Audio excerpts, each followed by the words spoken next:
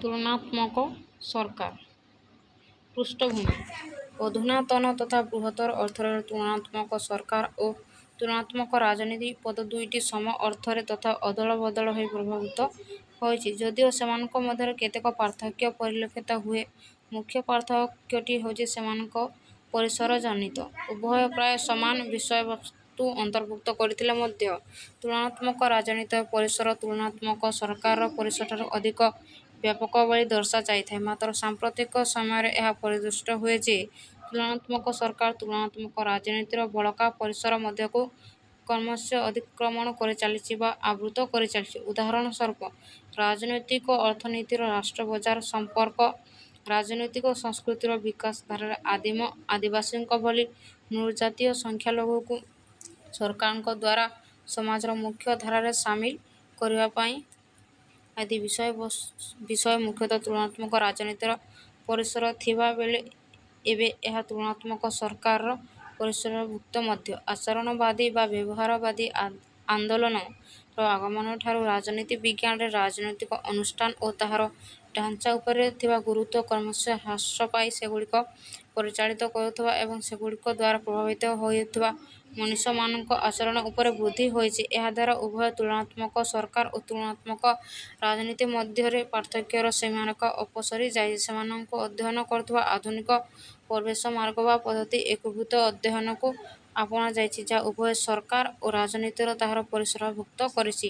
ଉଭୟ ନୀତି ନିର୍ଦ୍ଧାରଣ, ରାଜନୈତିକ ପୂର୍ବାନୁମାନ, ବିବାଦ ସମାଧାନ, ବିକାଶ ଅଧ୍ୟୟନ ଆଦି କରୁଥିଲେ ମଧ୍ୟ ପୂର୍ବରୁ ଏହା ଉଭୟଙ୍କ ପରିସର ନଥିଲେ।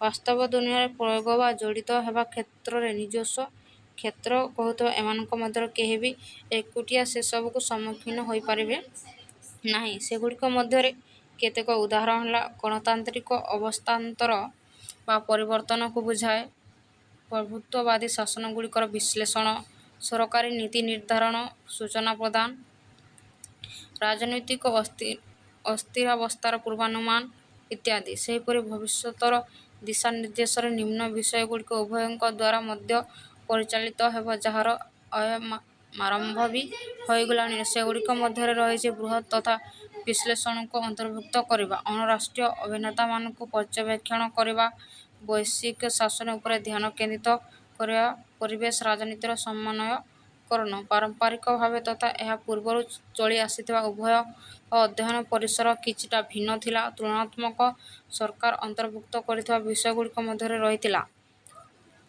ସରକାରୀ ଢାଞ୍ଚା, ଅନୁଷ୍ଠାନ ଓ ନୀତି ଉପରେ ପ୍ରାଧାନ୍ୟ, ସରକାରଙ୍କ ଅଙ୍ଗଗୁଡ଼ିକ ଯଥା ବ୍ୟବସ୍ଥାପିକ, କାର୍ଯ୍ୟପାଳିକା, ନ୍ୟାୟପାଳିକା ସହିତ ଅମଲାତନ୍ତ୍ରର ପରୀକ୍ଷା ନିରୀକ୍ଷା, ସାମ୍ବିଧାନିକ ଆଧାର ବା ଗଠନ, ରାଜନୈତିକ ଶାସନ ବ୍ୟବସ୍ଥା ଯଥା ସଂସଦୀୟ ଓ ରାଷ୍ଟ୍ରପତୀୟ ଶାସନ ବ୍ୟବସ୍ଥାର ବିଶ୍ଳେଷଣ, କାର୍ଯ୍ୟାତ୍ମକ ଦିଗ ଉପରେ ଗୁରୁତ୍ୱ ଇତ୍ୟାଦି। ଅନ୍ୟ ପକ୍ଷରେ ତୁଳନାତ୍ମକ ରାଜନୀତିର ଆବରି ବସିଥିବା ବିଷୟଗୁଡ଼ିକ ମଧ୍ୟରେ ଥିଲା ସରକାର ବାହାରେ ଥିବା ବୃହତ୍ତର ରାଜନୈତିକ ବିଷୟ, ରାଜନୈତିକ ଦଳ, ସ୍ୱାର୍ଥନ୍ୱେଷୀ ଗୋଷ୍ଠୀ, ସାମାଜିକ ଆନ୍ଦୋଳନ, ରାଜନୈତିକ ସଂସ୍କୃତି, ରାଜନୈତିକ ଆଚରଣ, ରାଜନୈତିକ ଅଂଶଗ୍ରହଣ ଏବଂ ପରିଚୟ, ତାତ୍ତ୍ୱିକ ଦିଗ ବା ବିଷୟ ଯଥା ଯୁକ୍ତିଯୁକ୍ତ ପସନ୍ଦ, ରଚନାତ୍ମକ ବାଦ ଇତ୍ୟାଦି। ଉପରୋକ୍ତ ଆଲୋଚନା ଆଧାର ନିମ୍ନରେ ପ୍ରଦତ୍ତ ବିଷୟବସ୍ତୁ ସମ ଅର୍ଥରେ ଉଭୟ ତୁଳନାତ୍ମକ ସରକାର ଓ ତୁଳନାତ୍ମକ ରାଜନୀତିକୁ ସୂଚିତ କରେ। ଅର୍ଥ ବିଂଶ ଶତାବ୍ଦୀରେ ରାଜନୈତିକ ବ୍ୟବସ୍ଥା ଅଧ୍ୟୟନ କ୍ଷେତ୍ରରେ ନୂତନ କୌଶଳ ଓ ପଦ୍ଧତିର ବ୍ୟବହାର ଯୋଗୁଁ କେତେକ ନୂତନ ବିଷୟବସ୍ତୁ ବା ଶୃଙ୍ଖଳାର ଅଭ୍ୟୁଦୟ ହୋଇଥିଲା। ଏହି ନୂତନ ଶୃଙ୍ଖଳାଗୁଡ଼ିକ ମଧ୍ୟରେ ତୁଳନାତ୍ମକ ରାଜନୀତି ଅନ୍ୟତମ। ଦ୍ୱିତୀୟ ବିଶ୍ୱଯୁଦ୍ଧ ପରେ ବିଶେଷ କରି 1950ରୁ 1960 ଦଶକ ମଧ୍ୟରେ ତୁଳନାତ୍ମକ ରାଜନୀତି ରାଜନୀତି ବିଜ୍ଞାନର ଏକ ଅଂଶବିଶେଷ ରୂପେ ବିକାଶ ଲାଭ କରିଥିଲା। ଅବଶ୍ୟ ପ୍ରାଚୀନ କାଳରେ ତୁଳନାତ୍ମକ ପଦ୍ଧତିର ଅନୁସରଣ କରାଯାଇଥିଲା। ରାଜନୀତି ବିଜ୍ଞାନର ଜନକ ଗ୍ରୀକ୍ ଦାର୍ଶନିକ ଆରିଷ୍ଟଟଲ 158ଟି ସରକାରର ଅଧ୍ୟୟନ କରି ରାଷ୍ଟ୍ର ଓ ସରକାରର କାର୍ଯ୍ୟାବଳୀ ସ୍ଥିର କରିଥିଲେ। ମାତ୍ର ଆଧୁନିକ ରାଜନୀତି ବିଜ୍ଞାନୀମାନେ ରାଷ୍ଟ୍ରର ଗଠନ ଓ କ୍ଷମତା ମଧ୍ୟରେ ତୁଳନା କରିବା ପରିବର୍ତ୍ତେ ରାଷ୍ଟ୍ରର ବର୍ତ୍ତମାନ ଓ ଭବିଷ୍ୟତ ଭୂମିକା ମଧ୍ୟରେ ତୁଳନାତ୍ମକ ଆଲୋଚନା ଆରମ୍ଭ କଲେ। ତୁଳନାତ୍ମକ ରାଜନୀତି ଓ ସରକାର ସମ୍ବନ୍ଧରେ ଆଲୋଚନା କରୁଥିବା ଆଧୁନିକ ରାଜନୀତି ବିଜ୍ଞାନୀମାନେ ହେଲେ ଡାଭିଡ୍ ଆଫଟର ଓ ଫାଇନଲ ଇତ୍ୟାଦି। ସାଧାରଣତଃ ତୁଳନାତ୍ମକ ରାଜନୀତି କହିଲେ ବିଶ୍ୱର ପ୍ରମୁଖ ଶାସନ ବ୍ୟବସ୍ଥା, ସରକାରୀ ଅନୁଷ୍ଠାନ, ସେମାନଙ୍କର କାର୍ଯ୍ୟକଳାପ, ଆଚରଣ ସମ୍ବନ୍ଧରେ ଅଧ୍ୟୟନକୁ ବୁଝାଇଥାଏ। ବିଭିନ୍ନ ରାଜନୈତିକ ବ୍ୟବସ୍ଥାର ସୁଗୁଣ ଓ ଦୁର୍ଗୁଣକୁ ସମୀକ୍ଷା କରି ଏକ ନିର୍ଦ୍ଦିଷ୍ଟ ସିଦ୍ଧାନ୍ତରେ ଉପନୀତ ହେବା ହେଉଛି ତୁଳନାତ୍ମକ ରାଜନୀତିର ବିଷୟବସ୍ତୁ। ଅନ୍ୟ ଅର୍ଥରେ ଆଧୁନିକ ବିଶ୍ୱର ବିଭିନ୍ନ ରାଷ୍ଟ୍ରରେ ଥିବା ଶାସନ ବ୍ୟବସ୍ଥା, ରାଜନୈତିକ କାର୍ଯ୍ୟକଳାପ, ପ୍ରକ୍ରିୟା ଓ କ୍ଷମତା ମଧ୍ୟରେ ତୁଳନାତ୍ମକ ଅଧ୍ୟୟନକୁ ତୁଳନାତ୍ମକ ରାଜନୀତି କୁହାଯାଏ।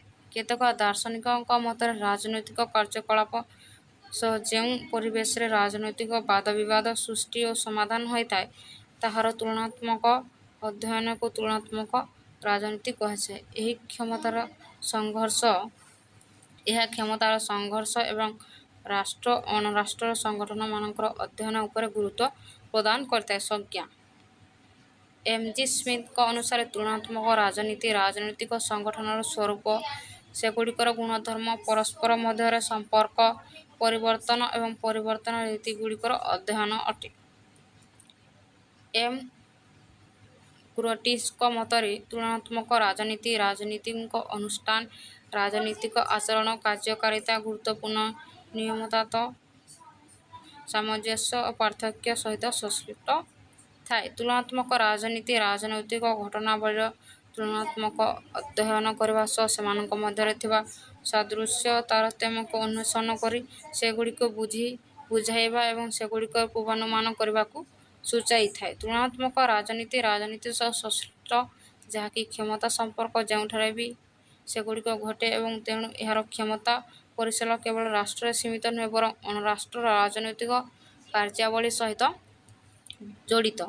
ଉପରୋକ୍ତ ସଂଜ୍ଞାଗୁଡ଼ିକରୁ ଏହା ସ୍ପଷ୍ଟ ସୂଚିତ ହୁଏ ଯେ ତୁଳନାତ୍ମକ ରାଜନୀତି କ୍ଷମତା ସହିତ ଜଡ଼ିତ। କ୍ଷମତାକୁ ବ୍ୟବହାର କରିବା ସମୟରେ ବିଭିନ୍ନ ରାଜନୈତିକ ଗୋଷ୍ଠୀ, ରାଜନୈତିକ ଅନୁଷ୍ଠାନ ଏବଂ ଅଣ-ରାଜନୀତିକ ଅନୁଷ୍ଠାନର କାର୍ଯ୍ୟଧାରାକୁ ତୁଳନା କରିବା ଉଚିତ। ତୁଳନା ଦ୍ୱାରା ସାଦୃଶ୍ୟ ଏବଂ ତାରତମ୍ୟଗୁଡ଼ିକ ସହଜରେ ଜାଣି ହୁଏ, ଫଳରେ ତାହାର ଭବିଷ୍ୟତ ପନ୍ଥା ଅନୁସରଣ କରିବା ପାଇଁ ସହଜ ହୁଏ। ଏହି ସଂଜ୍ଞାଗୁଡ଼ିକ ଦ୍ୱାରା ତୁଳନାତ୍ମକ ରାଜନୀତି ସମ୍ପର୍କରେ ଏକ ଧାରଣା ସୃଷ୍ଟି ହୋଇଛି, ମାତ୍ର ଏହାର ଗବେଷଣା ଚାଲୁ ରହିଛି। ରାଜନୀତିର ଗତିଶୀଳତା ଉପରେ ତୁଳନାତ୍ମକ ରାଜନୀତି ଅଧିକ ଧ୍ୟାନ ରଖିଛି।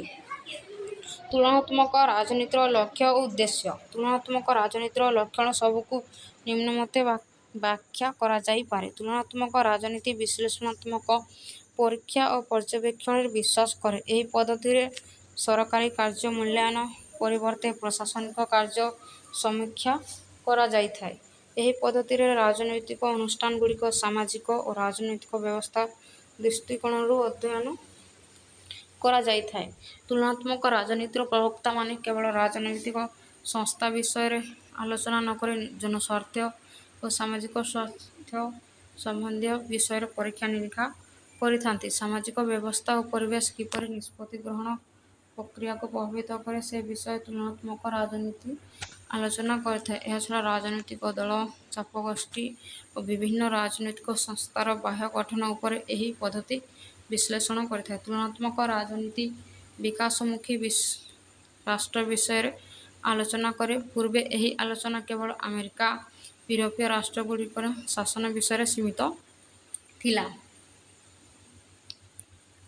ମାତ୍ର ସମ୍ପ୍ରତି ଏସିଆ, ଆଫ୍ରିକା ଓ ଦକ୍ଷିଣ ଆମେରିକାର ରାଷ୍ଟ୍ର ଓ ଶାସନ ସମ୍ପର୍କରେ ତୁଳନାତ୍ମକ ରାଜନୀତି ଉଲ୍ଲେଖ କରୁଛି। ରାଜନୈତିକ ଅଧ୍ୟୟନ ଏବଂ ସାର୍ବଜନୀନତା ଲାଭ କରିଛି ଏବଂ ଗଣତନ୍ତ୍ରକୁ ଚିରସ୍ଥାୟୀ ଓ ସଫଳ କରିବା ଲାଗି ତୁଳନାତ୍ମକ ରାଜନୀତି ଅଧ୍ୟୟନ ଉପରେ ଗୁରୁତ୍ୱ ଆରୋପ କରିଛି। ଏହି ନୂତନ ବିଷୟଟି ସମାଜତତ୍ତ୍ୱ, ନୃତତ୍ତ୍ୱ ଏବଂ ଜୀବବିଜ୍ଞାନ ଅନୁକରଣରେ ଆନ୍ତଃବିଷୟକ ଅଧ୍ୟୟନ ଉପରେ ଗୁରୁତ୍ୱ ଆରୋପ କରିଛି। ବ୍ୟବସ୍ଥା ସିଦ୍ଧାନ୍ତ, ସଂଗଠନାତ୍ମକ କାର୍ଯ୍ୟାତ୍ମକ ପଦ୍ଧତି, ନିଷ୍ପତ୍ତି ଗ୍ରହଣ ସିଦ୍ଧାନ୍ତ ପ୍ରଭୃତି ନୂତନ ଅଧ୍ୟୟନ ପଦ୍ଧତି ବିନିଯୋଗ କରାଯାଇ ରାଜନୀତି ବିଜ୍ଞାନ ଅଧ୍ୟୟନକୁ ବାସ୍ତବଧର୍ମୀ ବିଜ୍ଞାନ ସମ୍ପଦ କରାଯାଇଛି। ତୁଳନାତ୍ମକ ରାଜନୀତି ରାଜନୀତି ବିଜ୍ଞାନ ଅଧ୍ୟୟନକୁ ମୂଲ୍ୟବୋଧଠାରୁ ଦୂରେଇ ନେଇଛି ଏବଂ ରାଜନୀତି ବିଜ୍ଞାନ କେବଳ ନୀତି ଆଦର୍ଶଭିତ୍ତିକ ଅଧ୍ୟୟନ ପରିବର୍ତ୍ତେ ବାସ୍ତବତା ପ୍ରତି ଧ୍ୟାନ ଦେଇଛି। ରାଜନୀତିକ ଗବେଷଣାରେ ଇତିହାସ ଏବଂ ନୀତିଶାସ୍ତ୍ରର ପ୍ରଭାବ କ୍ଷୁଣ୍ଣ ହୋଇଛି ଏବଂ ସମାଜତତ୍ତ୍ୱ, ମନସ୍ତତ୍ତ୍ୱ ଏବଂ ଅର୍ଥଶାସ୍ତ୍ର ନୀତି ନିୟମ ରାଜନୈତିକ ବ୍ୟବସ୍ଥାକୁ ପ୍ରଭାବିତ କରିଛି। ତୁଳନାତ୍ମକ ରାଜନୀତିର ବୈଶିଷ୍ଟ୍ୟ। ପ୍ରୟୋଗସିଦ୍ଧି ଅନୁସନ୍ଧାନ। ରାଜନୈତିକ ଅଧ୍ୟୟନ ପାଇଁ ପରୀକ୍ଷାମୂଳକ ଅନୁସନ୍ଧାନ ଓ ତୁଳନା ଅପରିହାର୍ଯ୍ୟ। ଏହି ଦୃଷ୍ଟିରେ ଏକଷ୍ଟେଇନ ମତ ଦିଅନ୍ତି ଯେ ଊନବିଂଶ ଶତାବ୍ଦୀରେ ରାଜନୀତି ବିଜ୍ଞାନ ପ୍ରାଚୀନ ପ୍ରତ୍ୟକ୍ଷବାଦ ଉପରେ ପ୍ରତିଫଳିତ ହୋଇଥିଲା। ତୁଳନାତ୍ମକ ସରକାର ବିଷୟରେ ଅଧିକ ବର୍ଣ୍ଣନା କରିବା ପାଇଁ ଲେଖକମାନେ ସରକାରଙ୍କ ସମ୍ବନ୍ଧରେ ବିଶେଷ ଧ୍ୟାନ ଦେଲେ। ଶୁଦ୍ଧ ଆଦର୍ଶ ଗଣତନ୍ତ୍ର ତୁଳନାତ୍ମକ ସରକାର ଅଧ୍ୟୟନ କ୍ଷେତ୍ରରେ ଖୁବ୍ ସଂକୀର୍ଣ୍ଣ ଅଟେ। ସାଧାରଣ ରାଜନୀତିକ ତତ୍ତ୍ୱ କ୍ଷେତ୍ରରେ ଏହା ଖୁବ୍ ଉପଯୋଗୀ। ମାତ୍ର ତୁଳନାତ୍ମକ ପରିସରରେ ଅନେକଙ୍କ ମତରେ ଗଣତନ୍ତ୍ର ସରକାର ଏକ ସ୍ଥାନ ହାସଲ କରେ।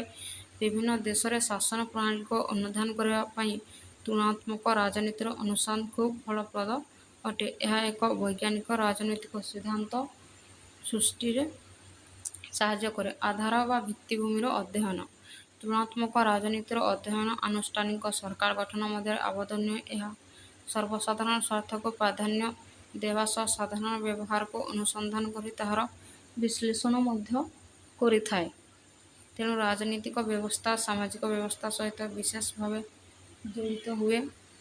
ରାଜନୀତିକ ଗତିଶୀଳ ସଂଗଠନରେ ରାଜନୈତିକ ଦଳ ଚାପଗୋଷ୍ଠୀ ସ୍ୱାର୍ଥାନ୍ୱେଷୀ ଗୋଷ୍ଠୀମାନଙ୍କ ଭୂମିକା ଖୁବ୍ ଗୁରୁତ୍ୱପୂର୍ଣ୍ଣ ଅଟେ। ସରକାର ଗଠନ ହେଲେ ଅନେକ ସମସ୍ୟା ସମାଧାନ ହେବା ସହ ରାଜନୀତି ସଠିକ୍ ଭାବେ ପରିଚାଳିତ ହେବାର ଦେଖାଯାଏ। ସରକାର ପରିଚାଳନା ପାଇଁ ଆଇନର ଆବଶ୍ୟକତା ପଡ଼େ, ଯାହାକି ରାଜନୀତିକ ଜୀବନକୁ ଦୃଢ଼ୀକୃତ କରେ ଏବଂ ପରିଚାଳନାକୁ ସହଜସାଧ୍ୟ କରିଦିଏ। ଗଠନ ଭିତ୍ତିକ ଆଧାର ହିଁ ତୁଳନାତ୍ମକ ରାଜନୀତି ପରିସର ଖୁବ୍ ବ୍ୟାପକ କରିଥାଏ।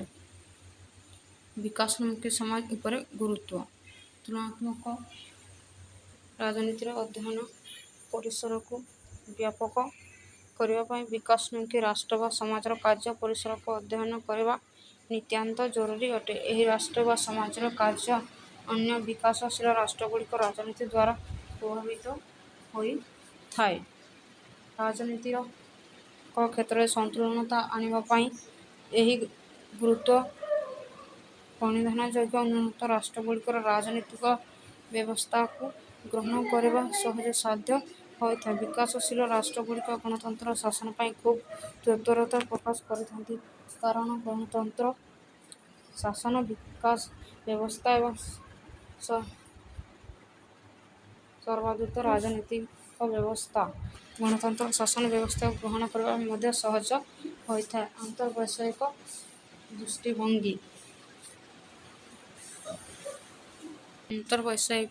ଦୃଷ୍ଟିଭଙ୍ଗୀ ତୁଳନାତ୍ମକ ରାଜନୀତି ଅଧ୍ୟୟନ ଦ୍ୱାରା ବିଭିନ୍ନ ବିଷୟ ମଧ୍ୟରେ ସମନ୍ୱୟ ପ୍ରତିଷ୍ଠା ହୁଏ। ଲେଖକଗଣ ସମାଜଶାସ୍ତ୍ର, ମନସ୍ତତ୍ତ୍ୱ, ଅର୍ଥଶାସ୍ତ୍ର, ନୃତତ୍ତ୍ୱ ଏବଂ ପ୍ରାକୃତିକ ବିଜ୍ଞାନ ଯେପରିକି ପ୍ରାଣୀବିଜ୍ଞାନ ବିଷୟ ପ୍ରଭୃତିର ଅନେକ ଦିଗକୁ ସ୍ପଷ୍ଟ କରିଛନ୍ତି। ବିଭିନ୍ନ ବିଷୟକୁ ତୁଳନାତ୍ମକ ଭାବେ ଅଧ୍ୟୟନ କରିବା ଦ୍ୱାରା ଅନେକ ନୂଆ ନୂଆ ଦିଗ ସୃଷ୍ଟି ହୋଇଛି। ରାଜନୀତିକ ବିକାଶ, ରାଜନୀତିକ ଆଧୁନିକୀକରଣ, ରାଜନୈତିକ ସାମାଜିକୀକରଣ ଏବଂ ରାଜନୀତିକ ପରିବର୍ତ୍ତନ ଏବଂ ରାଜନୈତିକ ନେତୃତ୍ୱ ପ୍ରଭୃତି ବିଷୟଗୁଡ଼ିକ ନୂତନ ଭାବେ ସୃଷ୍ଟି ହୋଇଛି। ଏହାଦ୍ୱାରା ରାଜନୀତି ଏବଂ ସମାଜଶାସ୍ତ୍ର ସମନ୍ୱୟରେ ରାଜନୈତିକ ସମାଜଶାସ୍ତ୍ର ଜନ୍ମ ନେଇଛି। ମୂଲ୍ୟଭିତ୍ତିକ ରାଜନୈତିକ ତତ୍ତ୍ୱ ତୁଳନାତ୍ମକ ରାଜନୀତି ଅଧ୍ୟୟନ ଦ୍ୱାରା ମୂଲ୍ୟଯୁକ୍ତ ରାଜନୀତି ତତ୍ତ୍ୱ ମୂଲ୍ୟଯୁକ୍ତ ରାଜନୈତିକ ତତ୍ତ୍ୱରେ ରୂପାନ୍ତରିତ ହେଲା। ବାସ୍ତବତାକୁ ପ୍ରତିପାଦନ କରିବା ପାଇଁ ଏହି ତତ୍ତ୍ୱ ଉଦ୍ଦିଷ୍ଟ। ବିଭିନ୍ନ ସମାଜଶାସ୍ତ୍ରକୁ ଅଧ୍ୟୟନ କରି ସର୍ବାଦୃତ ତତ୍ତ୍ୱ ସର୍ବଦା ଗ୍ରହଣୀୟ ହୋଇଥାଏ। ମାତ୍ର ପ୍ଲାଟୋ, ଆରିଷ୍ଟଟଲ ଏହି ଉକ୍ତିରେ ଏକମତ ହେଲେ ନାହିଁ। ଆଧୁନିକ ରାଜନୀତି ବିଜ୍ଞାନ ରାଜନୀତିକ ସୀମାବଦ୍ଧତା ମଧ୍ୟରେ ନ ରହି ବିଭିନ୍ନ ବିଷୟ ମଧ୍ୟକୁ ବିସ୍ତାରିତ ହେବା ଦରକାର। ମୂଲ୍ୟର ଅର୍ଥ ଅର୍ଥରେ ସୀମିତ ନ ରହି ସୁଦୂର ପ୍ରସାରିତ ହେବା ଦରକାର। ବିଶ୍ୱ ଜାଗତିକ ମନୋଭାବକୁ ସୁଦୂର ପ୍ରସାରୀ କରିବା ପାଇଁ ରାଜନୀତି ତତ୍ତ୍ୱ ମୂଲ୍ୟଭିତ୍ତିକ ହେବା ଜରୁରୀ। ତୁଳନାତ୍ମକ ରାଜନୀତି ଓ ତୁଳନାତ୍ମକ ସରକାର କେତେକ ତୁଳନାତ୍ମକ ରାଜନୀତି ଓ ତୁଳନାତ୍ମକ ସରକାରକୁ ସମ ପରିବେଶ ମଧ୍ୟରେ ଅର୍ଥବୋଧକ ଅର୍ଥରେ ବ୍ୟବହାର କରିଥାନ୍ତି। ମାତ୍ର ବାସ୍ତବରେ ଉଭୟଙ୍କ ମଧ୍ୟରେ ଅନେକ ତାରତମ୍ୟ ପରିଲକ୍ଷିତ ହୁଏ। ତେଣୁ ତୁଳନାତ୍ମକ ସରକାର ଆଇନ ପ୍ରସ୍ତୁତି, ଆଇନର କାର୍ଯ୍ୟକାରିତା ଉପରେ ଅଧିକ ଧ୍ୟାନ ଦେଇ ରାଜନୀତିକୁ ସୀମିତ କରିଛି। ଏହି ବ୍ୟବସ୍ଥାଠାରୁ ଯାହା ଅଧିକ ତାହା ହିଁ ତୁଳନାତ୍ମକ ରାଜନୀତି। ଏହା ରାଜନୀତିକ ବ୍ୟବହାରବାଦ ଏବଂ ରାଜନୀତିକ ଅନୁଷ୍ଠାନର କାର୍ଯ୍ୟକାରିତାର ସାମଞ୍ଜସ୍ୟତା ଏବଂ ଭିନ୍ନତା ନିୟମିତ ଭାବେ ଆଲୋଚନା କରେ। ଏହାର ଗୁଣାତ୍ମକ ବିଶ୍ଳେଷଣ, ନିମିତ୍ତ ପରୀକ୍ଷିତ ଭାବନା, ପ୍ରକରଣ ପରୀକ୍ଷିତ ତଥ୍ୟ ସଂଗ୍ରହ, ପର୍ଯ୍ୟବେକ୍ଷଣ, ପରୀକ୍ଷାମୂଳକ ଚେତନାର ଆବଶ୍ୟକତା ଅନ୍ତର୍ନିହିତ। ଏହାଦ୍ୱାରା ଯୋଗାଯୋଗର ଅଭିଜ୍ଞତା ବୃଦ୍ଧି ଘଟେ। ଉଭୟଙ୍କ ମଧ୍ୟରେ ତାରତମ୍ୟ ରହିଛି, ଯାହାକି ପ୍ରୟୋଗାତ୍ମକ ଚେତନାରେ ପ୍ରକାଶ ପାଏ। ଡେଲଙ୍କ ମତରେ ତୁଳନାତ୍ମକ ସରକାର ଦୁଇଟି ଦିଗ ରହିଛି, ଯଥା ସମାନ୍ତରାଳ ଓ ବିଲମ୍ବ। ସମାନ୍ତରାଳ ତୁଳନା ଅନୁସାରେ ରାଷ୍ଟ୍ରକୁ ଅନ୍ୟ ଜାତୀୟ ସରକାରମାନଙ୍କ ସହିତ ତୁଳନା କରାଯାଇଥାଏ। କେତେକଙ୍କ ମତରେ ତୁଳନାତ୍ମକ ସରକାର ସମସାମୟିକ ଜାତୀୟ ସରକାରଙ୍କ ମୂଳ ଭିତ୍ତି ସମ୍ପର୍କରେ ସୂଚନା ଦେଇଥାଏ। ଏହି ପରିପ୍ରେକ୍ଷୀରେ ଏଡୱାର୍ଡ ଫ୍ରିମ୍ୟାନ୍ କହନ୍ତି ଯେ, ତୁଳନାତ୍ମକ ସରକାର କହିଲେ ମୁଁ ବୁଝେ ରାଜନୀତିକ ଅନୁଷ୍ଠାନ ଓ ସରକାର ପ୍ରକରଣର ତୁଳନାତ୍ମକ ଅଧ୍ୟୟନ। ଟୋକିଓଭେଲିଙ୍କ ମତରେ ସମସ୍ତ ମଣିଷ ଚେତନାର ମୌଳିକତା ହେଉଛି ତୁଳନା। ଏହା ବୈଜ୍ଞାନିକ କିମ୍ବା ମାନବବାଦୀ ପ୍ରଣାଳୀର ଶ୍ରେଷ୍ଠ ଅନୁସ୍ମୃତ ପଦ୍ଧତି ହୋଇପାରେ। ତେଣୁ ଆମେ ଆମର ରାଜନୀତିକ ବ୍ୟବସ୍ଥାକୁ ଠିକ୍ ଭାବେ ବୁଝିପାରିବା ଯେତେବେଳେ ଆମେ ଅନ୍ୟମାନଙ୍କ ସହ ତୁଳନା କରିବା ପାଇଁ ସକ୍ଷମ ହେବା। ତୁଳନା ହେଉଛି ପ୍ରଣାଳୀବଦ୍ଧ ଅନୁଧ୍ୟାନର ମୂଳ ଭିତ୍ତି। ରାଜନୀତିକୁ ଅନ୍ୟ ସାମାଜିକ ଶାସ୍ତ୍ର ସହିତ ତୁଳନା କରି ଏହାର ସ୍ଥିତିକୁ ଖୁବ୍ ଦୃଢ଼ୀଭୂତ କରିବା ସହ ସୁଦୂର ପ୍ରସାରୀ କରାଯାଇପାରେ। ରାଜନୀତିକୁ ପ୍ରାକୃତିକ ବିଜ୍ଞାନ ନିକଟତର କରିବା ନିମନ୍ତେ ତୁଳନାତ୍ମକ ଚେତନା ଖୁବ୍ ଜରୁରୀ। ସାମାଜିକ ପରିବର୍ତ୍ତନ, ରାଜନୀତିକ ଅଗ୍ରଗତି ନିମନ୍ତେ ବିଭିନ୍ନ ଗତିଶୀଳ ଚରିତ୍ର ସହ ରାଜନୀତିକ ତୁଳନା କଲେ ନୂତନ ତଥ୍ୟଭିତ୍ତିକ ଦିଗଦର୍ଶନ ମିଳିଥାଏ। ରାଜନୀତି ବିଜ୍ଞାନ ରବର୍ଟ ଡାଲ୍ ତାଙ୍କ ଗଣତନ୍ତ୍ର ଅଧ୍ୟୟନର ଅର୍ଥନୈତିକ ବୈଶିଷ୍ଟ୍ୟ, ସଂସ୍କୃତି, ଅନେକ ରାଷ୍ଟ୍ରମାନଙ୍କର ଐତିହାସିକ ତଥ୍ୟକୁ ଭିତ୍ତି କରି ସରକାର ପ୍ରକରଣ ଏବଂ ବାସ୍ତବ ଦିଗକୁ ନିର୍ଣ୍ଣୟ କରିବାରେ ସକ୍ଷମ ହୋଇଛନ୍ତି। ସମସାମୟିକ ବିଜ୍ଞାନୀମାନେ ବିଭିନ୍ନ ରାଷ୍ଟ୍ରର ଶାସନ ବ୍ୟବସ୍ଥା, ସଂସ୍କୃତି, ଚଳଣି, ସାମ୍ବିଧାନିକ ବ୍ୟବସ୍ଥା ଆଦିକୁ ତୁଳନା କରି ସ୍ଥିର ସରକାର, ଉତ୍ତମ ଦକ୍ଷ ସରକାର ଆଦିର ବୈଶିଷ୍ଟ୍ୟଗୁଡ଼ିକ ନିର୍ଦ୍ଧାରଣ କରିଥାନ୍ତି।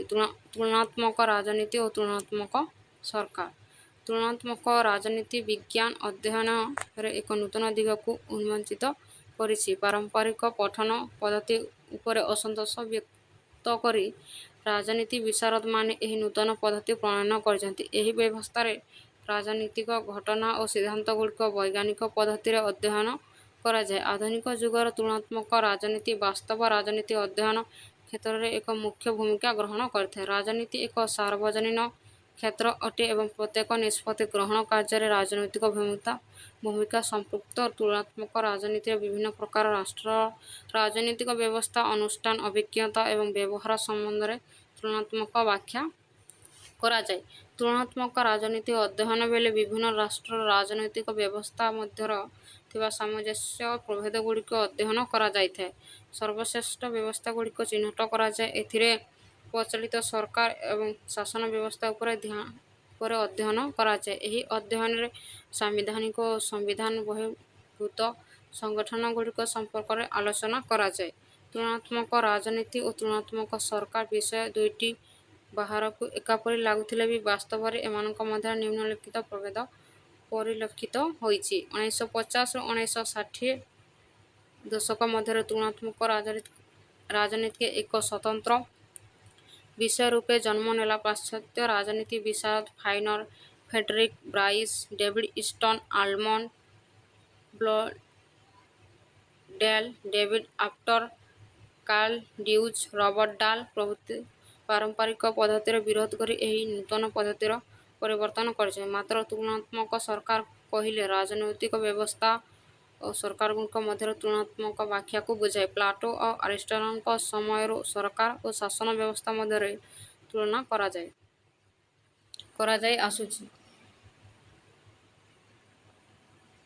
ଆରିଷ୍ଟଟଲ 158ଟି ସମ୍ବିଧାନ ମଧ୍ୟରେ ତୁଳନା କରି ସରକାରର ପ୍ରକାରଭେଦ ନିରୂପଣ କରିଥିଲେ। ତାଙ୍କ ବ୍ୟତୀତ Machiavelli, Cicero, J S. Mill, Sir Henry Maine, Laski, Tocqueville ପ୍ରମୁଖ ବିଭିନ୍ନ ରାଷ୍ଟ୍ରର ସରକାର ଓ ରାଜନୈତିକ ଅନୁଷ୍ଠାନ ମଧ୍ୟରେ ଶ୍ରେଣୀ ବିଭାଜନ କରିଛନ୍ତି। ତୁଳନାତ୍ମକ ରାଜନୀତି ଉଭୟ ସରକାର ଓ ଅଣ-ସରକାରୀ ସଂସ୍ଥା ବିଷୟରେ ଆଲୋଚନା କରିଥାଏ। ଏଣୁ ତୁଳନାତ୍ମକ ରାଜନୀତିର ପରିସର ବ୍ୟାପକ ଅଟେ। ଏହା କେବଳ ଆଇନ ପ୍ରଣୟନ, ଆଇନ ପ୍ରୟୋଗ, ନ୍ୟାୟବିଚାର, ପ୍ରଶାସନିକ ବିଭାଗ ଏବଂ ରାଜନୈତିକ ଦଳ ଓ ଚାପଗୋଷ୍ଠୀ ପରି ସମ୍ବିଧାନ ବହିର୍ଭୂତ ସଂସ୍ଥା ବିଷୟରେ ଆଲୋଚନା କରିନଥାଏ। ଏହି ବିଷୟଟି ଅର୍ଥଶାସ୍ତ୍ର, ସମାଜତତ୍ତ୍ୱ, ମନସ୍ତତ୍ତ୍ୱ, ନୃତତ୍ତ୍ୱ ପ୍ରଭୃତି ଶାସ୍ତ୍ରର କେତେକ ଦିଗ ପ୍ରତି ଧ୍ୟାନ ଦେଇଥାଏ। କେବଳ ରାଜନୈତିକ ଅନୁଷ୍ଠାନ, ରାଜନୈତିକ ପ୍ରକ୍ରିୟା ଓ କାର୍ଯ୍ୟ ପ୍ରକୃତି ବିଷୟରେ ତୁଳନାତ୍ମକ ରାଜନୀତି ଆଲୋଚନା ନକରି ସାମାଜିକ ବ୍ୟବସ୍ଥା ଓ ପରିସରର ପ୍ରଭାବ ବିଷୟରେ ମଧ୍ୟ ଅନୁଧ୍ୟାନ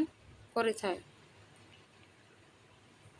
ମାତ୍ର ତୁଳନାତ୍ମକ ସରକାର ବିଭିନ୍ନ ରାଜନୈତିକ ବ୍ୟବସ୍ଥା ଓ ରାଜନୈତିକ ଅନୁଷ୍ଠାନ ଓ ସେଗୁଡ଼ିକର କାର୍ଯ୍ୟ ବିଷୟରେ ତୁଳନାତ୍ମକ ବ୍ୟାଖ୍ୟା କରିଥାଏ। ତୁଳନାତ୍ମକ ରାଜନୀତି ରାଜନୈତିକ ଅନୁଷ୍ଠାନଗୁଡ଼ିକର କାର୍ଯ୍ୟକାରିତା କ୍ଷେତ୍ରରେ ଥିବା ସାମଞ୍ଜସ୍ୟ ଓ ପ୍ରଭେଦଗୁଡ଼ିକୁ ଉଲ୍ଲେଖ କରିଥାଏ। ଏହା କାଳ୍ପନିକ ସିଦ୍ଧାନ୍ତଗୁଡ଼ିକୁ ବ୍ୟାଖ୍ୟା କରେ, ତଥ୍ୟଗୁଡ଼ିକୁ ଶ୍ରେଣୀ ବିଭାଜନ କରେ, ପରୀକ୍ଷା ଓ ପର୍ଯ୍ୟବେକ୍ଷଣ କରିଥାଏ। ଏଥିପାଇଁ ଆବଶ୍ୟକ ସ୍ଥଳେ ନମୁନା ଓ ତଥ୍ୟ ସଂରଚନା ପ୍ରଣାଳୀର ମଧ୍ୟ ସାହାଯ୍ୟ ନିଆଯାଏ। ଏଣୁ ତୁଳନାତ୍ମକ ରାଜନୀତିର ଅଧ୍ୟୟନ ପରିସର ତୁଳନାତ୍ମକ ସରକାର ତୁଳନାରେ ଅଧିକ ବ୍ୟାପକ ଅଟେ। ତୁଳନାତ୍ମକ ସରକାର ତୁଳନାତ୍ମକ ରାଜନୀତିର ଗୋଟିଏ ଦିଗ ମାତ୍ର। ଏଥିରେ ପ୍ରଚଳିତ ସରକାର ଓ ଶାସନ ବ୍ୟବସ୍ଥା ଗୁଡ଼ିକ ମଧ୍ୟରେ ତୁଳନା କରାଯାଇ କେଉଁଟି ଭଲ ବା ମନ୍ଦ ତାହା ନିର୍ଦ୍ଧାରଣ କରାଯାଇଥାଏ। ତୁଳନାତ୍ମକ ରାଜନୀତି ତୁଳନାତ୍ମକ ସରକାର ଅପେକ୍ଷା ଅଧିକ ଯୁଗୋପଯୋଗୀ, ବିଜ୍ଞାନସମ୍ମତ, ଯୁକ୍ତିଯୁକ୍ତ ଅଟେ। ତୁଳନାତ୍ମକ ରାଜନୀତିର ପ୍ରକୃତି ରାଜନୀତି ହେଉଛି ଏକ ଧାରାବାହିକ, ପରିବର୍ତ୍ତନଶୀଳ ଏବଂ ସାର୍ବଜନୀନ କାର୍ଯ୍ୟ ଯାହାକି ବିଭିନ୍ନ ନିଷ୍ପତ୍ତି ଗ୍ରହଣ କରିଥାଏ। ମାନବ ଚରିତ୍ର ଏହାର ସୃଷ୍ଟି ତୁଳନାତ୍ମକ ରାଜନୀତି କ୍ଷେତ୍ରରେ ରାଜନୀତିର ତିନୋଟି ଦିଗ ରହିଛି ଯଥା ରାଜନୀତିକ କାର୍ଯ୍ୟ, ରାଜନୀତିକ ପ୍ରଣାଳୀ ଏବଂ ରାଜନୀତିକ କ୍ଷମତା। ଏହା ରାଜନୀତିକ କାର୍ଯ୍ୟ ଉପରେ ଯେତିକି ଗୁରୁତ୍ୱ ଦିଏ ସେତିକି ମାତ୍ରାରେ ତାଲିମ ପ୍ରାପ୍ତ କାର୍ଯ୍ୟ ପାଇଁ ମଧ୍ୟ ଧ୍ୟାନ ଦେଇଥାଏ। କ୍ଷମତାର ତୁଳନା ହିଁ ତୁଳନାତ୍ମକ ରାଜନୀତିର ମୌଳିକ ଆଧାର ଅଟେ। ରାଜନୈତିକ କାର୍ଯ୍ୟ ଉଦ୍ୟମ ଏବଂ ଦ୍ୱନ୍ଦ୍ୱର ସମାହାର ଜନସ୍ୱାର୍ଥକୁ ସୁରକ୍ଷା ଦେଇଥାଏ। ସଂଘର୍ଷ ହ୍ରାସ ଏବଂ ସମାଧାନ ପ୍ରଦାନ ରାଜନୈତିକ କୌଶଳକୁ ସୁସଂଗତ କରିଥାଏ। ରାଜନୀତିକୁ ଯେଉଁମାନେ ମୂଲ୍ୟବୋଧ ଭିତ୍ତିକ କହନ୍ତି ସେମାନଙ୍କ କ୍ଷମତା ଉପରେ ଗୁରୁତ୍ୱ ଦିଅନ୍ତି। କ୍ଷମତା ବିନା ରାଜନୈତିକ ରୂପ ନାହିଁ। ରାଜନୀତିର ବାସ୍ତବ ରୂପ ସଂଗଠିତ ସରକାରଙ୍କ ଦ୍ୱାରା ରୂପାୟିତ ହୁଏ ଯାହାକି ସମସ୍ୟାର ସମାଧାନ କରିଥାଏ। ତେଣୁ ରାଜନୈତିକ କାର୍ଯ୍ୟ ସର୍ବଦା କ୍ଷମତା ଓ ଜୀବନଶୈଳୀ ଉପରେ ପର୍ଯ୍ୟବେସିତ। ରାଜନୀତିକ କାର୍ଯ୍ୟକଳାପ ସମ୍ପର୍କରେ ସୂଚନା ଦିଏ। ଏହି କାର୍ଯ୍ୟାବଳୀ ସାଧାରଣ ଜୀବନଶୈଳୀକୁ ପ୍ରତିଫଳିତ କରାଏ। ସମସ୍ୟାଗୁଡ଼ିକ ଗୋଷ୍ଠୀ ମାଧ୍ୟମରେ ସମାଧାନ କରାଯାଇଥାଏ। ଏହି ସମାଧାନ ପାଇଁ ରାଜନୀତିକ ଚେତନାର ଦୃଢ଼ତା ଆବଶ୍ୟକ ହୁଏ। ପରିସ୍ଥିତିରୁ ରାଜନୀତିକ କାର୍ଯ୍ୟ ସୃଷ୍ଟି ହୁଏ। ଏହି ଧାରାବାହିକ କାର୍ଯ୍ୟ ସମୟ ଓ ସ୍ଥିତିରେ ସୂଚିତ ହୋଇଥାଏ। ରାଜନୈତିକ ପ୍ରଣାଳୀ ବା ରାଜନୈତିକ କାର୍ଯ୍ୟ ସାରଣୀ ଏକ ବିସ୍ତାରିତ କାର୍ଯ୍ୟ ବ୍ୟବସ୍ଥା। ଏଥିରେ ଅନେକ ମାଧ୍ୟମ ରହିଥାଏ ଯାହାକି ନିଷ୍ପତ୍ତି ଗ୍ରହଣରେ ପ୍ରମୁଖ ଭୂମିକା ଗ୍ରହଣ କରିଥାଏ। ଏପରିକି ରାଜନୀତି ହେଉଛି ଅଣରାଷ୍ଟ୍ର ମାଧ୍ୟମ। ଏହି କ୍ଷେତ୍ରରେ ବ୍ଲଣ୍ଡେଲ ମତ ଦିଅନ୍ତି ଯେ ସରକାର ଏକ କଳ ଯାହାଦ୍ୱାରା କି ମୂଲ୍ୟଗୁଡ଼ିକ ଏକତ୍ରିତ ହୁଏ। ସରକାରୀ କଳ ଅନେକ ଦାବିକୁ ଗ୍ରହଣ କରି ତାହାକୁ ରୂପାନ୍ତରିତ ଅବସ୍ଥାରେ ନିଷ୍ପତ୍ତିରେ ପହଞ୍ଚାଇଥାଏ। ଗୋଟିଏ ରାଷ୍ଟ୍ରରେ କାର୍ଯ୍ୟ କରୁଥିବା ଅନେକ ସଂଗଠନ ସରକାର ଦ୍ୱାରା ପରିଚାଳିତ ହୁଏ। ତୁଳନାତ୍ମକ ରାଜନୀତିର ପରିସରଭୁକ୍ତ ହେଉଛି ରାଜନୈତିକ କାର୍ଯ୍ୟ ଓ ରାଜନୈତିକ ପ୍ରଣାଳୀ। ଏହାଦ୍ୱାରା ଜାତୀୟ ଏବଂ ଆନ୍ତର୍ଜାତୀୟ ସରକାର ପ୍ରତିଷ୍ଠା ହେବା ସହଜ ହୁଏ। କ୍ଷମତାର ବଳୟ ମଧ୍ୟରେ ରାଷ୍ଟ୍ରମାନେ ଚାପି ହୋଇଯାଆନ୍ତି। ନିଷ୍ପତ୍ତି ଗ୍ରହଣ ପାଇଁ ଗୋଷ୍ଠୀମାନଙ୍କ ମଧ୍ୟରେ ପ୍ରଥମେ ସମସ୍ୟା ନିରୂପଣ, ଦ୍ୱିତୀୟରେ ତଥ୍ୟ ସଂଗ୍ରହ, ତୃତୀୟରେ ତଥ୍ୟଗୁଡ଼ିକର ପ୍ରକଳନ ଏବଂ ଶେଷରେ ରାଜନୈତିକ ସ୍ଥିର ପାଇଁ ସମସ୍ୟା ଏବଂ ତଥ୍ୟ ପ୍ରକଳନ ମଧ୍ୟରେ ସମ୍ପର୍କ ସ୍ଥାପନ କରିବା କାର୍ଯ୍ୟ ଅନ୍ତର୍ଭୁକ୍ତ ଅଟେ। ତୁଳନାତ୍ମକ ରାଜନୀତି ତୁଳନାତ୍ମକ ସରକାର ଓ ତୁଳନାତ୍ମକ ବିଶ୍ଳେଷଣ ଓ ତୁଳନାତ୍ମକ ପ୍ରଣାଳୀ ମଧ୍ୟରେ ଅଧିଷ୍ଠିତ। ତୁଳନାତ୍ମକ ସରକାର ରାଷ୍ଟ୍ର ସମ୍ପର୍କରେ ଅଧ୍ୟୟନ କରୁଥିବା ବେଳେ ତୁଳନାତ୍ମକ ବିଶ୍ଳେଷଣ କରିଥାଏ। ତୁଳନାତ୍ମକ ନିର୍ଦ୍ଦିଷ୍ଟ ସମୟ ପରେ ବି ହୋଇପାରେ। ତୁଳନା ଦ୍ୱାରା ନୂତନ ତଥ୍ୟ ଉନ୍ମୋଚିତ ହୁଏ ଯାହାକି ଶାସନ ବ୍ୟବସ୍ଥାରେ ସଂସ୍କାର ଆଣିଦିଏ।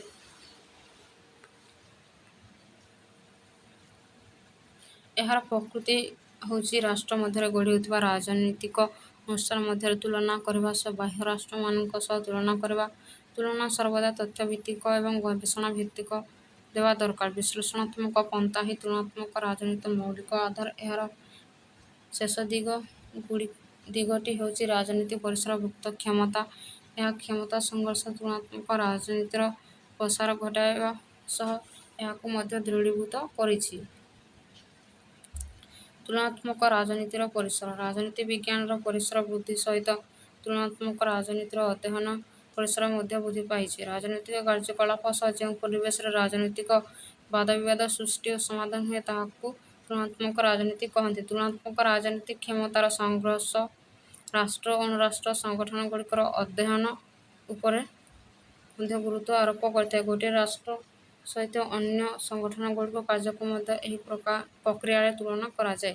ରାଜନୈତିକ କ୍ଷମତାର ଅଧ୍ୟୟନ। ରାଜନୈତିକ କ୍ଷମତା ବିଷୟରେ ମଧ୍ୟ ତୁଳନାତ୍ମକ ରାଜନୀତି ଆଲୋଚନା କରିଥାଏ। କ୍ଷମତା ବଳରେ କିପରି ଗୋଟିଏ ରାଷ୍ଟ୍ର ଅନ୍ୟ ଏକ ରାଷ୍ଟ୍ର ଆଚରଣକୁ ପରିବର୍ତ୍ତନ ବା ପ୍ରଭାବିତ କରିଛି ତାହା ତୁଳନାତ୍ମକ ରାଜନୀତି ପ୍ରଦର୍ଶିତ କରେ। କ୍ଷମତାର ପ୍ରଭୁତ୍ୱ ସୃଷ୍ଟି ହୋଇଛି। ଗଣତନ୍ତ୍ରର ଶାସକମାନେ କ୍ଷମତା ପ୍ରୟୋଗକୁ ଯୁକ୍ତିଯୁକ୍ତ ବୋଲି ପ୍ରମାଣିତ କରିବା ପାଇଁ ପ୍ରଭୁତ୍ୱ ହାସଲ କରିବାକୁ ପ୍ରଚେଷ୍ଟା କରିଥାନ୍ତି। ତୁଳନାତ୍ମକ ରାଜନୀତିରେ କ୍ଷମତା ପ୍ରୟୋଗର କୌଶଳ, କ୍ଷମତା ହାସଲ, ନିୟନ୍ତ୍ରଣ ଉଦ୍ଦେଶ୍ୟ ସମ୍ପର୍କରେ ଆଲୋଚନା କରାଯାଇଥାଏ। ତୁଳନାତ୍ମକ ରାଜନୀତି ବିଭିନ୍ନ କୌଶଳ ଓ ପଦ୍ଧତି ସମ୍ପର୍କରେ ଆଲୋଚନା କରିଥାଏ। ଏହା ଆନ୍ତଃବିଷୟକ ଅଧ୍ୟୟନ ଉପରେ ଗୁରୁତ୍ୱ ଆରୋପ କରେ। ସମାଜ ବିଜ୍ଞାନ ମନସ୍ତତ୍ତ୍ୱରେ ପ୍ରୟୋଗ ପରେ ତୁଳନାତ୍ମକ ରାଜନୀତି। ରାଜନୈତିକ ପ୍ରଗତି, ରାଜନୈତିକ ଆଧୁନିକୀକରଣ, ରାଜନୈତିକ ସାମାଜିକୀକରଣ, ରାଜନୈତିକ ପରିବର୍ତ୍ତନ ଓ ନେତୃତ୍ୱ ସମ୍ପର୍କରେ ଅଧ୍ୟୟନ କରିଛି।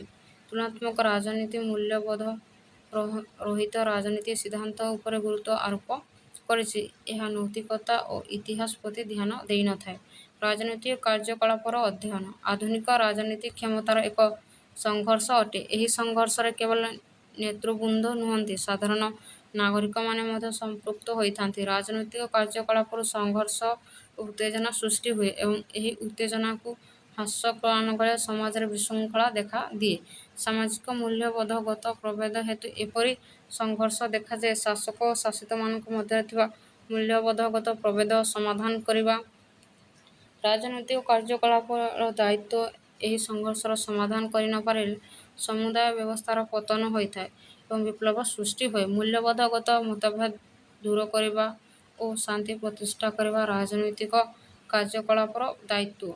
ମାନବିକ ପ୍ରକୃତି, ମାନବିକ ଆଚରଣ, ମୂଲ୍ୟବୋଧ ଓ ଆଦର୍ଶଗତ ପ୍ରଭେଦ ହେତୁ ଅନେକ ସମୟରେ ଉତ୍ତେଜନା ଓ ସଂଘର୍ଷ ସୃଷ୍ଟି ହୁଏ।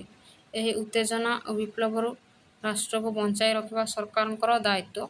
ରାଜନୈତିକ ସ୍ଥିରତା ପ୍ରତିଷ୍ଠା କରିବା ପାଇଁ ଶାନ୍ତିପୂର୍ଣ୍ଣ ଉପାୟ ବିଫଳ ହେଲେ ହିଂସାତ୍ମକ ପନ୍ଥା ମଧ୍ୟ ଅନୁସରଣ କରାଯାଏ। ଶାନ୍ତିପୂର୍ଣ୍ଣ ଉପାୟଗୁଡ଼ିକ ମଧ୍ୟରେ କୂଟନୈତିକ ସମ୍ପର୍କ ପ୍ରତିଷ୍ଠା, ବିଚାର ବୁଦ୍ଧିର ବିନିଯୋଗ,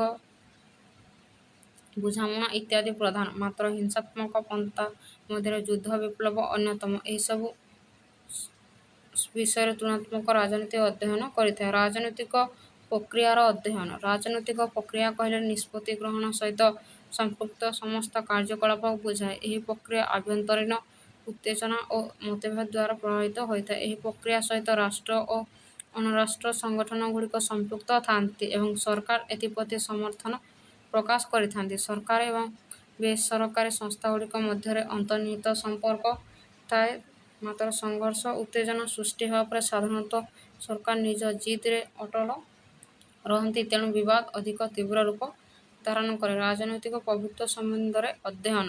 କ୍ଷମତା ସହିତ ପ୍ରଭୁତ୍ୱ ଜଡ଼ିତ। ଏହି ପ୍ରଭୁତ୍ୱ ପାରମ୍ପରିକ, ବୈଧାନିକ ବା କୌଣସି ବିଶେଷ ଗୁଣରୁ ଉତ୍ପନ୍ନ ହୋଇଥାଏ। ପ୍ରାଚୀନ କାଳରେ ଶାସକମାନେ ପାରମ୍ପରିକ ପ୍ରଭୁତ୍ୱ ଉପଭୋଗ କରୁଥିଲେ, ମାତ୍ର ରାଜନୈତିକ ନେତାଙ୍କର କୌଣସି ଅସାଧାରଣ ପ୍ରତିଭା ବା ଗୁଣରୁ ଯେଉଁ ପ୍ରଭୁତ୍ୱ ସୃଷ୍ଟି ହୁଏ ତାକୁ ଆକର୍ଷଣ ବ୍ୟକ୍ତିତ୍ୱ ଭିତ୍ତିକ ପ୍ରଭୁତ୍ୱ କୁହାଯାଏ। ବୈଧାନିକ ପ୍ରଭୁତ୍ୱ ସାମ୍ବିଧାନିକ ଶାସକଙ୍କଠାରୁ ନିଃସୃତ ହୋଇଥାଏ।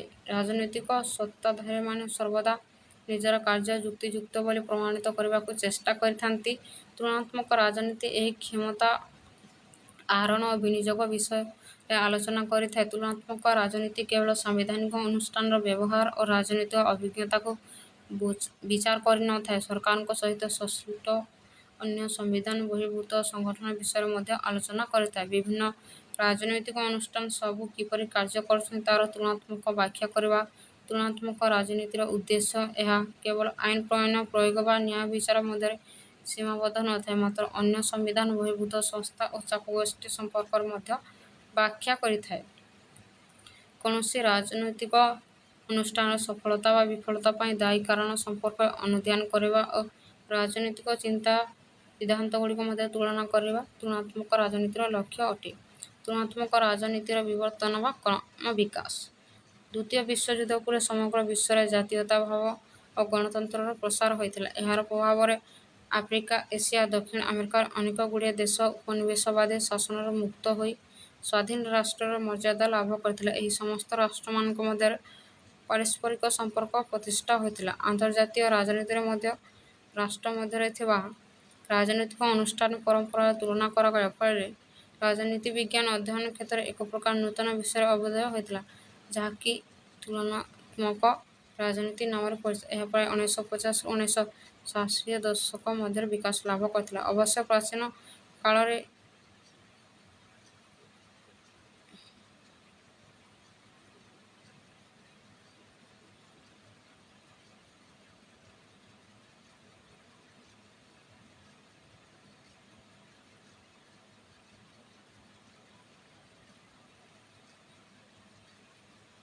ପ୍ରାଚୀନ କାଳରେ ଗ୍ରୀକ୍ ଦାର୍ଶନିକ ପ୍ଲାଟୋ ଓ ଆରିଷ୍ଟଟଲ ତୁଳନାତ୍ମକ ଅଧ୍ୟୟନ ଗୁରୁତ୍ୱ ଉପଲବ୍ଧି କରିଥିଲେ।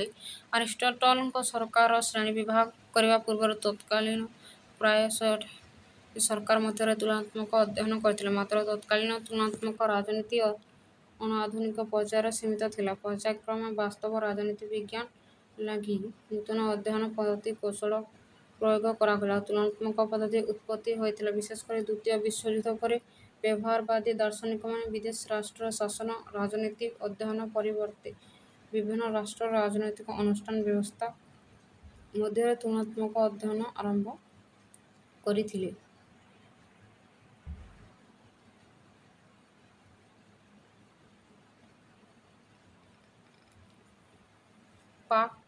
ପ୍ରାକ୍ ଆଧୁନିକ ପର୍ଯ୍ୟାୟ। ସମ୍ଭବତଃ ଦାର୍ଶନିକ ପ୍ଲାଟୋ ଆରିଷ୍ଟଟଲଙ୍କ ସମୟରୁ ତୁଳନାତ୍ମକ ରାଜନୀତିର ସଂରଚନା ଆରମ୍ଭ ହୋଇଥିଲା। ଆରିଷ୍ଟଟଲ ତତ୍କାଳୀନ 158ଟି ସମ୍ବିଧାନକୁ ଅଧ୍ୟୟନ କରି ସେଠାରେ ପ୍ରଚଳିତ ରାଜନୈତିକ ଅନୁଷ୍ଠାନଗୁଡ଼ିକ କାର୍ଯ୍ୟକାରିତାକୁ ଜାଣିବା ପାଇଁ ପ୍ରୟାସ କରିଥିଲେ। ପଲିବିୟସ୍ ସିସୋର ମଧ୍ୟ ଗ୍ରୀକ୍ ରୋମୀୟ ରାଜନୈତିକ ଅନୁଷ୍ଠାନ ଅଧ୍ୟୟନ ପାଇଁ ତୁଳନାତ୍ମକ ରାଜନୀତି ସମ୍ବନ୍ଧରେ ଧାରଣା ପ୍ରଦାନ କରିଛନ୍ତି। ଏହା ବ୍ୟତୀତ ଜନ୍ ଷ୍ଟୁଆର୍ଟ ମିଲ୍, ମଣ୍ଟେସ୍କ୍ୟୁ, ଫ୍ରିମ୍ୟାନ୍, ବ୍ରାଇସ୍ ଇତ୍ୟାଦି ରାଜନୀତି ବିଜ୍ଞାନୀମାନେ ତୁଳନାତ୍ମକ ରାଜନୀତି ଅଧ୍ୟୟନ କରିଥିଲେ। ବିଭିନ୍ନ ରାଷ୍ଟ୍ରର ସାମାଜିକ, ଅର୍ଥନୈତିକ ଓ ଐତିହାସିକ ପରିସ୍ଥିତି ଅନୁଧ୍ୟାନ ପାଇଁ ବ୍ରାଇସ୍ ତୁଳନାତ୍ମକ ପଦ୍ଧତିର ପ୍ରୟୋଗ କରିଥିଲେ। ପରବର୍ତ୍ତୀ ପର୍ଯ୍ୟାୟରେ Bentham, Adam Smith, Karl Marx, Sir Henry Maine ଏବଂ ଟୋକିଓଭେଲି ଇତ୍ୟାଦି ଏହି ପଦ୍ଧତି ଲୋକପ୍ରିୟ କରାଇଥିଲେ।